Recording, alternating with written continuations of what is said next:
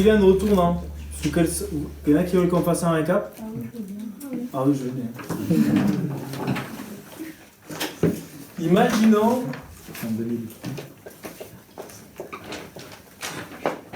Imaginons les gars que l'on doit vous faire un récap sur les cylindres tournants.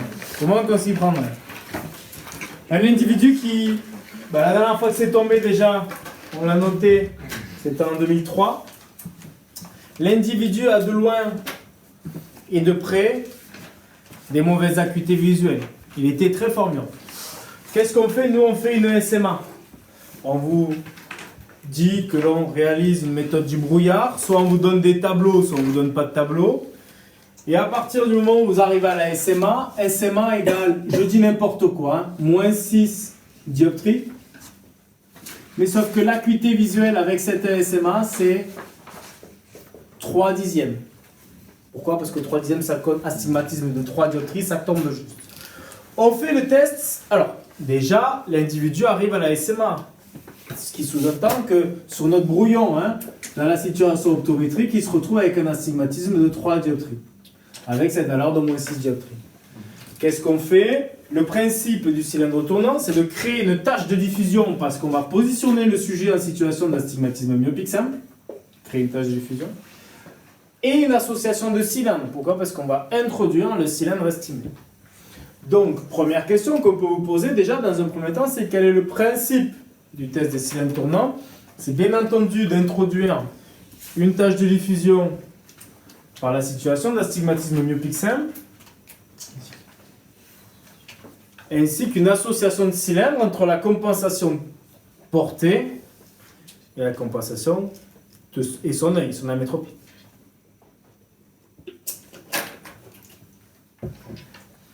Ensuite, que pouvez-vous dire de l'acuité à la SMA? L'individu serait astigmate de 3 dixièmes. On ne saute pas sur l'amblyopie. D'abord, on le corrige. L'astigmatisme. Quelle valeur d'astigmatisme pouvez-vous estimer? 3 dioptries. Avec quelle sphère allez-vous débuter le test des cylindres tournants? Une sphère qui place le sujet en situation d'astigmatisme myopique simple, autrement dit, moins 4,50, impeccable. Attention, c'est mon brouillon, il faut faire les schémas, HH', etc. Quel astigmatisme allez-vous introduire? Quel astigmatisme tu vas introduire? La valeur du cylindre estimé, à savoir plan, moins 3, à un certain axe. Tu vas commencer par l'axe 0 au début, c'est normal. Il faut bien introduire un axe. Et ensuite, tu vas le faire tourner. Et tu vas t'apercevoir qu'au début, quand le cylindre négatif est à 0, l'acuité est moyenne. Puis plus tu fais tourner, plus ça augmente jusqu'à ce que la compensation théorique et la compensation portée soient parallèles. Lorsque la compensation théorique et la compensation portée sont perpendiculaires, l'acuité est minimale. Ok?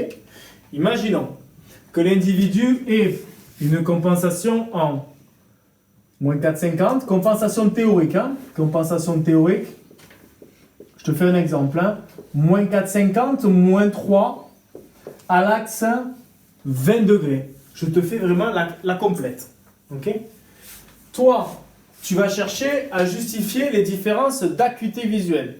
Donc les réfractions complémentaires. Regarde, la question est une question type sur ce BTS 2003 où on te dit à la page 4 sur 7, estimer à partir du calcul de réfraction complémentaire les acuités visuelles de ce sujet avec le plan cylindre de 20 et de 110 degrés. Autrement dit, tu vas poser compensation théorique ou compensation parfaite est égal à compensation portée plus compensation additionnelle. Autrement dit, tu vas chercher la réfraction complémentaire pour donner une acuité visuelle. Compensation additionnelle est égale à compensation parfaite moins compensation portée. Donc ce que tu vas chercher, c'est compensation additionnelle. Dans un premier lieu, lorsque l'acuité visuelle est maximale. Quand l'acuité visuelle est maximale, on pose compensation additionnelle va être égale à la compensation théorique, c'est moins 4,50, moins 3 à 20, moins la compensation portée. Alors, qu'est-ce qu'il porte? quand l'acuité visuelle est maximale. À 20 degrés. Donc il porte. Impeccable. On ne l'oublie pas lui. Hein. Il porte une SMA plus C sur 2 plus le cylindre. Donc il porte moins 4,50, moins 3 à 20 degrés. Compensation additionnelle est donc égale à moins 4,50. Les deux sont en V, on peut y aller. Moins 4,50, moins 4,50, moins 4,50, ça me fait moins 4,50, plus 4,50, ça me fait plan. Moins 3, moins 3, ça me fait moins 3 plus 3, ça me fait plan. L'acuité visuelle est supérieure ou égale à 12 dixièmes. L'acuité visuelle est maximale.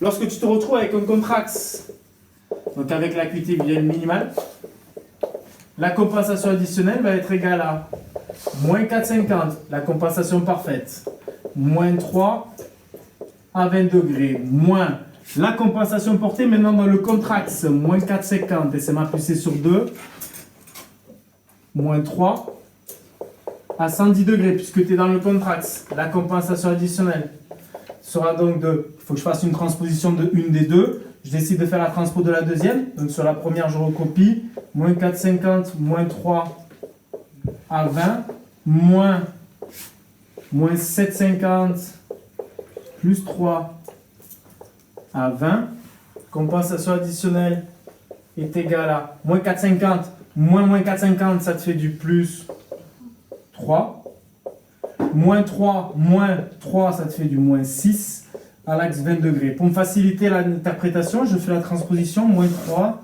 plus 6 à 110 degrés. Voici la compensation additionnelle. Autrement dit, l'individu sur mon brouillon se retrouve avec un CMD ici, un foyer ici à prime 20 degrés à plus 3 dioptries et à prime 110 à moins 3. Autrement dit, avec un astigmatisme de 6 dioptries, acuité visuelle inférieure à 1 dixième.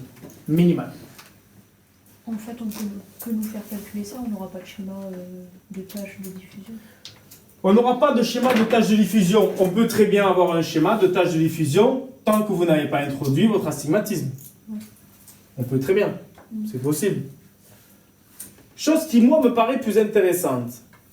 Pour autant, cadran par an, on te fait faire des tâches de diffusion. Ça n'a aucun problème pour justifier le faisceau. Mercare écheron, on te fait faire des tâches de diffusion pour justifier le faisceau. Intériorisation, image de la rétine à vue de face, extériorisation et perception du test. Mais cylindres tournants, c'est plus des associations de cylindres.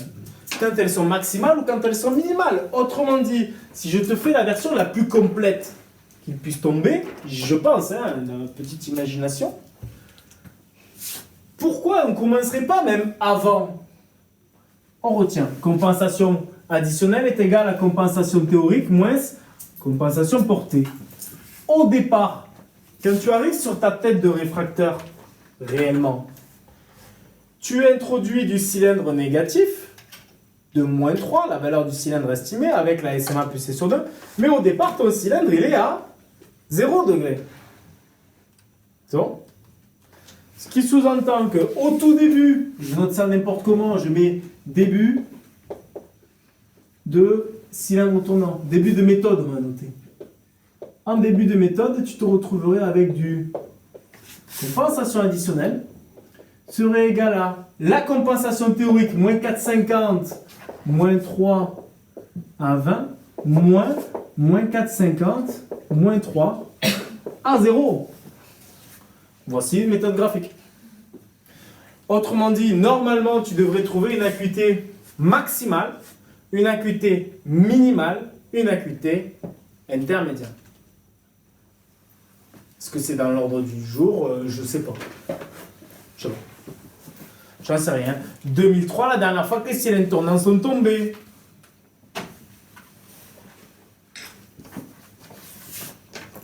C'est pas mal. Sans calculatrice. Photo. Non? Tu l'as? Non.